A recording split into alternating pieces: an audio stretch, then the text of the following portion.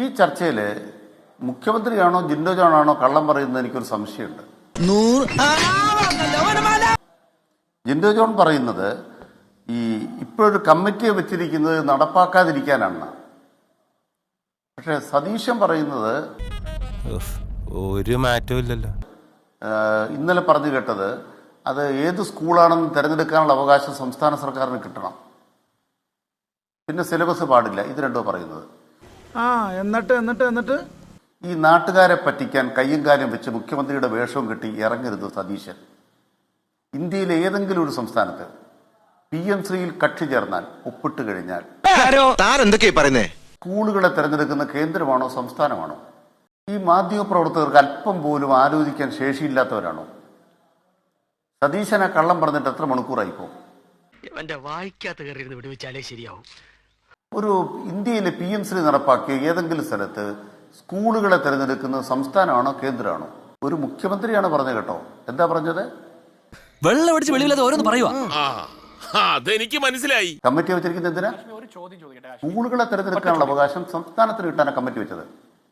ഇങ്ങനെ തെരഞ്ഞെടുത്ത ജനങ്ങളെ പച്ചയ്ക്ക് പറ്റിക്കാൻ മടിയില്ലാത്തൊരു ഭരണാധികാരിക്ക് വേണ്ടിയാണ് ജിൻഡോ ജോൺ ഇവിടെ എന്തെല്ലാം വാദങ്ങളാ പറയുന്നത്. അതിനൊന്നും ഇല്ലേ? എന്നിട്ട് പറയാണ് പുറത്തു കിടക്കാനുള്ള വഴിയാ തേടാൻ പോകുന്നത്. നേരവാണെങ്കിൽ 3 കള്ളം ഇന്നലെ പറയാൻ പാടില്ലായിരുന്നു. ഒന്നാമത്തെ കള്ളം PMC ഫണ്ട് കേരളം കൈപ്പറ്റിയെന്ന കള്ളം മുഖ്യമന്ത്രി പറയാൻ പാടില്ലായിരുന്നു. ഇത് മാധ്യമപ്രവർത്തകരുടെ കുഴപ്പമാണ്. ഏകപക്ഷീയമായി നമ്മൾ കൊടുക്കുന്ന സ്കൂളെന്ന അത് അപ്ലോഡ് ചെയ്യല്ല ശ്യാൽകുമാർ. ഏകപക്ഷീയമായി നമ്മൾ പറയുന്ന സ്കൂളുകളെന്ന് അംഗീകരിച്ച് അപ്ലോഡ് ചെയ്യല്ല ചെയ്യുന്നത്. വേറെ ടെസ്റ്റുകളുണ്ട്, അതിൽ കേന്ദ്രത്തിന്റെ റാറ്റിഫിക്കേഷൻ ആവശ്യമുണ്ട്. അതെ അത്രേ ഉള്ളൂ. ഏകപക്ഷീയമാണ്.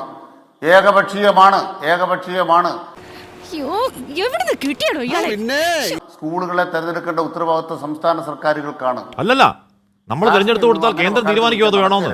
അതിന് വേറെ ചലഞ്ച് ടെസ്റ്റ് പോലെ സാധനം ഉണ്ട്. വേറെ നിർത്താമല്ലേ? സമയമില്ലാത്തോണ്ടാ. അല്ലല്ല, അപ്പൊ പിന്നെ ആരാ തെരഞ്ഞെടുക്കുന്നത്? കേന്ദ്രവും സംസ്ഥാനവും. ആരാ തെരഞ്ഞെടുക്കുന്നത്? ഈ സ്കൂളുകളെ തെരഞ്ഞെടുക്കുന്ന സംസ്ഥാനമാണോ കേന്ദ്രമാണോ? കേന്ദ്രവും സംസ്ഥാനവും. എന്തോ അലമ്പുണ്ടാക്കാൻ വന്നിരിക്കുക. അല്ലല്ല, നിങ്ങൾക്ക് തെറ്റി. ഇതൊന്നും അറിയാതെ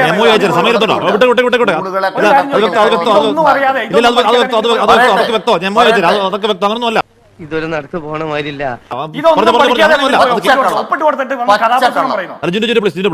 പച്ചക്കള്ളം. ഇനി അടുത്ത പറ. പച്ചക്കള്ളം നിങ്ങൾ പറയുന്നത് ഇതൊക്കെ അറിയാതെ ഇത് പഠിക്കാതെയാണ് പോയി ഒപ്പിട്ട് കൊടുത്തത്. ഈ ജിൻഡോ ജോണൊക്കെ ജീവിച്ചിരിക്കുന്ന ഭൂതകാലത്തിലാ ജിൻഡോ ജോണൊക്കെ അറിയുന്നത്. നിങ്ങൾ ആദ്യം മനസ്സിലാക്കണം, നിങ്ങൾ പഴങ്കഥകൾ, ഉദാഹരണമായിട്ട് വിദേശയാത്ര. കവി തല്ലുവാങ്ങിയിട്ടേ പോകുന്ന തോന്നുന്നത്. ഇവിടെ മുഖ്യമന്ത്രിയായിരുന്നപ്പോൾ ശ്രീ പിണറായി വിജയൻ വിദേശയാത്ര പോയത് ഇന്ന് ഇവിടെ പറഞ്ഞു. അപ്പം രാഹുൽ ഗാന്ധി പട്ടായ പോയതിന്റെ എണ്ണം ഞാൻ പറയണോ? ഫാസിസത്തിനെതിരെ സമരം പട്ടായയിലാണോ നടത്തേണ്ടത്? നമ്മുടെ ഒരു ചർച്ച വരുമ്പോൾ അതിന്റെ സബ്ജക്റ്റിൽ ഒതുങ്ങി നിൽക്കാനുള്ള മര്യാദ കാണിക്കണം. തിരിച്ചു പറഞ്ഞാൽ 10 എണ്ണം തിരിച്ചു പറയാനുള്ള ശേഷി ഞങ്ങൾക്കില്ലാഞ്ഞിട്ടല്ല, ഭയങ്കരം തന്നെ. അത് വരുന്നവരോട് ഞങ്ങൾ പറയുകയാണ്. നിങ്ങൾ പഴംപുരാണായിട്ട് വന്നാൽ ഞങ്ങൾ എഴുതി തരത്തില്ല. അല്ല, പിണറായി വിജയൻ തെരഞ്ഞെടുപ്പ് നടക്കുമ്പോൾ എന്തിനു പോയതാണ്? ഞങ്ങളുടെ ആത്മാർത്ഥത തെളിയിക്കാൻ ഞാൻ പറയട്ടെ. പട്ടായയിൽ പോയതിനാ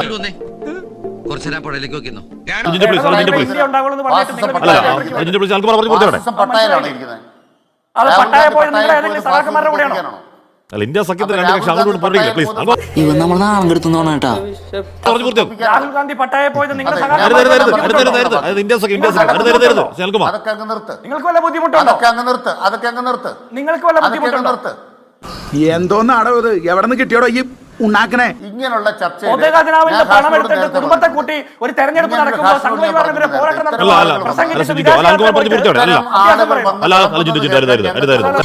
എവിടെ ഇതൊരു നടക്ക് പോണ ലക്ഷണില്ല. അല്ല, പട്ടായ പോയതിൽ ഇദ്ദേഹത്തിന് വല്ല വിഷമമുണ്ടോ?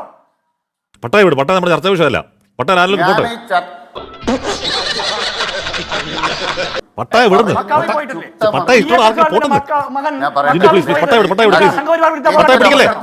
പട്ടായ പിടിക്കല്ലേ. ആൾക്കാർ പറഞ്ഞു പൂർത്തിയാക്കും. പട്ടായ ഇഷ്ടമുള്ള ആൾക്കാർ പോട്ടെ. ഗംഭീര സ്ഥലമാണ്.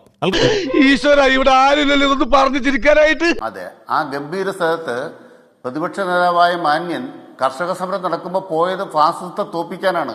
എന്നിട്ട് ഫാസിസം തോറ്റു മടങ്ങിയിട്ടാണ് പുള്ളിക്ക് തിരിച്ചു വന്നിരിക്കുന്നത്. നീ എന്ത് തേങ്ങയാണ് പറയുന്നേ? ഇതൊക്കെ നാട്ടുകാർക്ക് അറിയാൻ വയ്യാത്ത കാര്യമാണോ? അതുകൊണ്ട് അധികം ഒന്നും ഇത്തരം പരിപാടിയായിട്ട് ഇറങ്ങരുത്. ആരെങ്കിലും എഴുതി തരുന്ന സാധനം വെച്ചിട്ട് കമ്പോസ് ചെയ്തിട്ട് ഞങ്ങളെ കടന്നാക്രമിക്കാൻ വരാൻ പാടില്ല. വെള്ളം അടിച്ചാ ഇതാ കുഴപ്പം. ഞാൻ സുബോധത്തോടുകൂടി തന്നെ സംസാരിക്കുന്നത്. അല്ല, ഞാൻ ചോദിക്കുന്നത് അനിൽകുമാർ, നിങ്ങൾക്ക് ഇത്ര ബുദ്ധിമുട്ടുണ്ടെങ്കിൽ സംഘപരിവാർ കാശ്മീരുടെ ബാധ്യതയാണ്. എന്റെ സമയത്ത് ഇടപെടാൻ സാധ്യമല്ല. നിനക്ക് പറ്റൂലേ, കളഞ്ഞിട്ട് പോടേ. പറഞ്ഞോളൂ. ഞങ്ങൾക്ക് പറയാൻ സൗകര്യം തന്ന സമയത്ത്, ഞങ്ങൾക്ക് പറയാൻ സൗകര്യമുള്ള സമയത്ത് ചുട്ട മറുപടി തരും. പൊളഞ്ഞാലും പൊളഞ്ഞില്ലേലും അവിടെ നിന്ന് കേട്ടോണം. ആഞ്ജനേയ സ്വാമി. മേലാൽ ഇത്തരം വർത്തമാനമായിട്ട് ഇങ്ങോട്ട് എഴുന്നള്ളരുത്. അത് ഞാൻ വീണ്ടും പറയുകയാണ്. അതെ, പിണറായി വിജയൻ പറഞ്ഞാൽ വീട്ടിൽ പോയി പറയേണ്ടി വരും. അവിടെ ഇരുന്ന് കേട്ടോണം എന്ന് പറഞ്ഞാൽ വീട്ടിൽ പോയി പറയേണ്ടി വരും. മറുപടി പറയും. വെറുതെ ഇതൊക്കെ തൽക്കാലം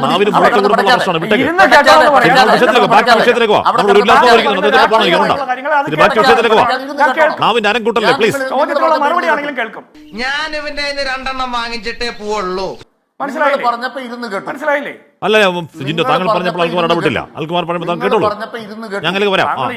നിങ്ങൾ പറഞ്ഞപ്പോ ഇരുന്ന് കേട്ടു. കേൾക്കോ? വിദ്യാഭ്യാസമുള്ള ഒരുത്തനും നമ്മളെ പാർട്ടിയിലില്ലേ? നിങ്ങൾ പറഞ്ഞപ്പോ ഇരുന്ന് കേട്ടു. അല്ല, പോയിന്റിലേക്ക് വരുന്നത് താങ്കൾ എന്തിനാ? താങ്കളുടെ പാർട്ടി എന്തിനാ PMCയിൽ ഒപ്പിട്ടത്? മര്യാദയ്ക്ക് ഇരുന്ന് കേട്ടോണം. അതെ, ഇടഞ്ഞ ഞാൻ കൊല കൊമ്പനാ, കൊല കൊമ്പൻ. ഇടഞ്ഞില്ലെങ്കിലോ കൊലയില്ലാത്ത കൊമ്പൻ. അത് തന്നെ കേട്ടോണം. പോയിന്റ് അങ്ങോട്ട് ആദ്യം പറയണം. ആദ്യം ഇതങ്ങ് ക്ലിയർ ചെയ്തിട്ട് മതി. നമ്മൾ തുടങ്ങിയിട്ടേ ഉള്ളൂ. ഞങ്ങൾ പ്രതിപക്ഷത്താണ്. ഞങ്ങൾ തുടങ്ങിയിട്ടേ ഉള്ളൂ. തിരിച്ചങ്ങോട്ട് കിട്ടുമ്പോ പിടയ്ക്കരുത്. അതുകൊണ്ട് മേലാൽ വിഷയത്തിൽ ചർച്ചയ്ക്ക് വന്നാൽ വിഷയത്തിൽ സംസാരിക്കൂ. ഞാൻ വിഷയത്തിലാണ് സംസാരിച്ചത്. ഞങ്ങൾ 5-10 അധികാരത്തിരുന്നു. കേന്ദ്ര സർക്കാരുമായി കേസ് ചോദ്യം ഞാൻ പറയാം. കേരള നിയമസഭ പാസാക്കിയ നിയമത്തിൽ ഒപ്പിടരുതെന്ന് VD സതീശൻ ഗവർണർക്ക് നിവേദനം കൊടുത്ത ആളാണ്. പിണറായി വിജയൻ ആ പണിക്ക് പോകത്തില്ല. നിങ്ങളോട് എനിക്കൊരു ദേഷ്യമില്ല. വിവരമില്ലായ്മ ഒരു കുറ്റമല്ലല്ലോ. അതെ, LDF ആ പണിക്ക് പോകത്തില്ല. ഈ ഗവർണറെ അടുത്ത് എന്നിട്ട് കേരള നിയമസഭ പാസാക്കുന്ന ഒരു നിയമത്തിൽ ഒപ്പിടരുതെന്ന് പറയാനുള്ള മോദി സ്തുതി ഞങ്ങൾക്കില്ല. ആർക്കും വർത്താനം ഇല്ലേ? ഇത് കാവുവൽക്കരണമല്ലേ? ഈ 6 ഏക്കർ നടത്തുന്ന മുഴുവൻ കാവുവൽക്കരണത്തിനും അടിയിൽ ഒപ്പിട്ട് കൊടുത്തു. 2, എന്റെ ചോദ്യം എന്താണ്? സുപ്രീം കോടതിയിൽ ഒരു കേസുണ്ട്. കേരളത്തിന്റെ അവകാശങ്ങൾ, സാമ്പത്തിക അവകാശങ്ങൾക്ക് അവിടെ നടക്കുന്നതിൻ്റെതായ കേസ്. ആ കേസ് പിൻവലിക്കുകയോ മുന്നോട്ട് കൊണ്ടുപോകുമോ? നിങ്ങൾ ഗവർണറെ കൊണ്ട് പറയും. തൽക്കാലം ഇത്രയും മതി. വരട്ടെ.